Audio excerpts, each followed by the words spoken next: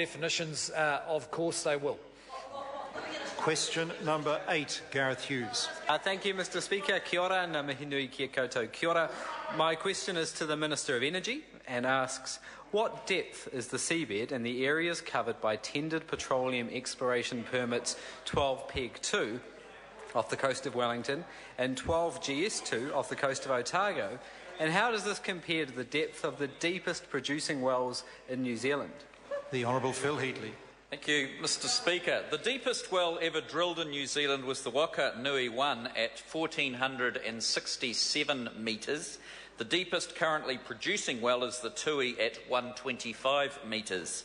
12 PEG2 covers depths ranging from 1,000 to 2,750 metres, and 12 GS2 ranges from 1,250 to 2,250 metres. I'd like to note that the exploration permits for 12 GS2, which we've just released, were also tendered by the previous government, supported by that member's party. We thank the Labour Party and the Green Party for their foresight. Gareth Hughes. Thank you, Mr Speaker. So pretty deep, eh? How will New Zealand's identified 5,500 tonne oil spill response capability be sufficient to deal with a leak from an exploratory deep-sea well at these depths, given the 1,500 metres Deepwater Horizon exploratory well in the Gulf of Mexico leaked more than 600,000 tonnes? The Honourable Phil Heatley.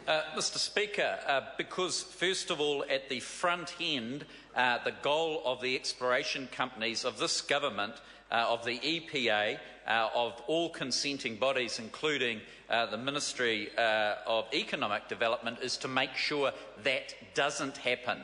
If it does happen, Maritime New Zealand has equipment onshore in New Zealand and on call internationally, including in Australia, to make sure that a response can be undertaken. Those are the assurance that we're given by those bodies. Gareth Hughes. Given the Gulf of Mexico disaster was stopped only when a second rig drilled a relief well, and it could take 4 to 6 weeks at best, for a relief rig to arrive in New Zealand, will the Minister require a second rig to be on standby during deep-sea drilling operations? The Honourable Phil Heatley. No, Mr Speaker, the exploration companies who are experts in this field are best placed to put a response plan in position. That will be run over by experts within various government departments. I don't think it's wise to take the Green Party's advice on how you would respond to an incident like that. I'd prefer to hear from the experts. Gareth Hughes. Given the government doesn't have the resources to deal with an oil spill and the economic impact would be catastrophic, will he listen to the more than 140,000 New Zealanders who signed Greenpeace's petition calling on him to prohibit deep-sea oil drilling, and the experts around the world who are saying a second relief rig is the only way to stop a deep-sea blowout? The Honourable Phil Heatley. Mr Speaker, I disagree with what the member is implying. Question. Sorry? Point of order. Point of order, Gareth Hughes. Mr Speaker, I seek leave to table the Greenpeace technical report out of our depth deep-sea oil exploration in New Zealand. Leave us so to table that document. Is there any objection? There is objection.